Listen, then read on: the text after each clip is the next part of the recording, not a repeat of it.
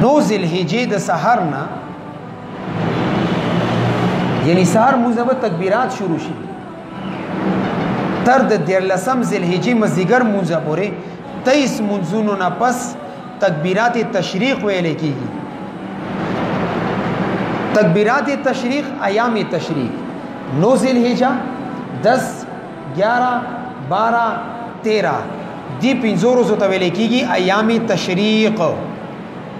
او چې د فرض موز نه پس کم تکبیرات ویل کیږي غته ویل کیږي تکبیرات تشریق دې ته د نوم ولې تشریق ور کړی دی عربو بدا کار کولو چې کله زناور ذبح کړي بیا به دغه غوخه راواخسته دي وچوي کا چونګه غوخه کې د فریج او فریزر تصور نه نو بیا به د اختر نه پس هغه غوخه خوړه او دې ته بغي ویلو تشریق اللحم د غوخه وچول نه تشریق اللحم نه د لفظ روچت کو دي ته هم نور کو تکبیرات تشریق یا ایام تشریق اوسم بلوچستان کې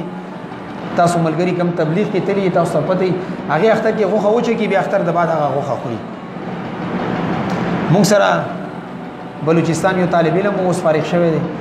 د تیر کال کې هم چلیو هغه یو ورځ اختر نه پس راولو ماته وی چونګې موږ د کلاس مشرانو کې نو ماته وی چې ما غوخه وروړي تاسو باندې زه غوخه خورم موږ ډیر خوشاله مو پته نه لګي چې څه شي زیره وړي بس ماته زی په خلین څه په خپل کوم به سر تاسو وي مسودن موږ چې کینې سور سره نه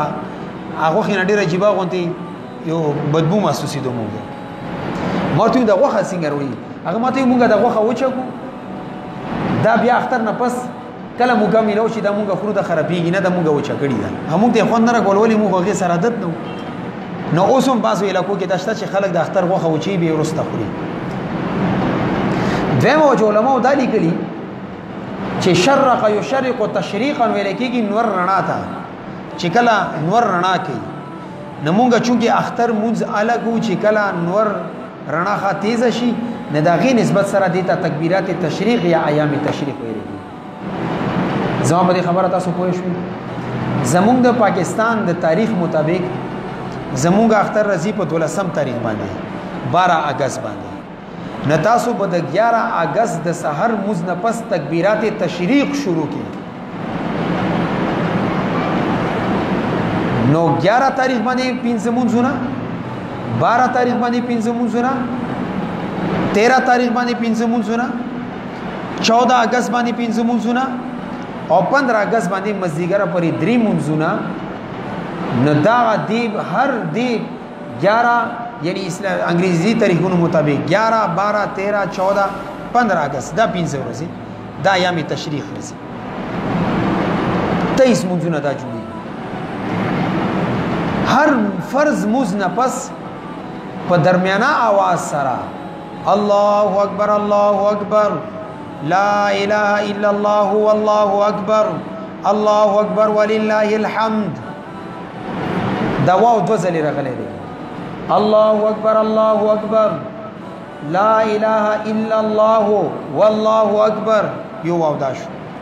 بیا ورپسې الله اکبر ولله الحمد البته شوافی دریزل الله اکبر وی الله اکبر الله اکبر لا اله الا الله والله اکبر ولله الحمد کا خیر دې دریزل چوي سه حرج پکې نشته هغه هم ثابت دي روایت نه خدا په اوچت आवाज سره وای دومره आवाज سره وای چې چغې نوي دا واجب دي په هر مسلمان باندې د فرض مزدبار په خزي باندې هم په نرینا باندې هم په مقیم باندې چې په وطن باندې وي او کچري مسافر سره د مقیم امام پسې موزو کو بیا غ باندې ویل هم واجب دي د سلام ګرځولو نه پس څومره پرې دنیوي خبره نوي کړي قصدن یا سهون دنیوي بل کاری نوي کړي قبله نه مخ نوي ګرځولې مسجد نه وتل نوي خوراک سکا کی نوي کړي چې یاد شي ورته ما باندې تکبیر پاتې دي نه تکبیر دوی خو کایوزر دنیوي کارونه وکړو خوراک سکا کی وکړو یہ چا سره خبره وکړي یا د مسجد نه بهر لړو بیا ورته یاد شو بیا د تکبیرات تشریق کزي نشته استغفار دوی کدی پینځو ورځو کې د فرض مونږ قضا شو بیا کزی اندی پنځو ورځو کې راګرځي نو بیا به هم چې فرض موږ کزی راوګرځي دا تکبیر ورپسې وایي الله اکبر الله اکبر لا اله الا الله والله اکبر الله اکبر ولله الحمد خزی د پر ویل هم واجب دي زموږ اساسو زنانه دین نه دي خبره ښه پنځم یو ورځونه تاسو کې چې تکبیرات وایي کنه وایي موري ما د خپل نشته کله شروع شي کله ختم شي نه چې واجب تا وجنه پرېږدي ته پکې ګناګارې استاد سي مدري د کور ته لاړ شي هغه پوي کې چې 11 تاریخ نه سار موږ بتاسو تکبیرات تشریق شروع کی هغه د پر آسان کار دادي چې تاسو یو کاغذ باندې تکبیرات ولي کې کم ځکه زنانه موږ کې ال کې مخامخ ولګي نه چې غي موږ کې مخامخ به نظر پروزي نه دا تکبیرات کوي مسجد کې د اهتمام کول پکار دي دلته الحمدلله ماحول جوړ دی یو نه هیر شي بل وي بل نه هیر شي بل دی وي نرینا او ته یاد وي هغه نرینا چې جمع سره موږ کې او چې کم جمع سره موږ نه کینو هغه نه وسه نوري ګیلېږي او تکبیرات تشریق علماء لیکلي چې دا د جبرئیل علیه السلام ابراهیم علیه السلام اسماعیل علیه السلام دروړو کلمات الله پاک را جمع کړي ولی چې کله اسماعیل علیه السلام پروتو اور قریب ادا وا چې ابراهیم علیه السلام ذبح کړي وي اسمان نه جبرئیل علیه السلام ابراهیم علیه السلام ته आवाज وکړي چې الله اکبر چې ما ته متوجي شي د خپل بچي ذبح نه کی توجه مبذول ک خپل ځان طرف ته جبرئیل علیه السلام आवाज کله ابراهیم علیه السلام اوریدو نغور دیلو لا اله الا الله والله اکبر او چې کله اسماعیل علیه السلام دا دواړو आवाज اوریدو هغه ویلو الله اکبر ولله الحمد الله پاک د الفاظ دومره خوښ شو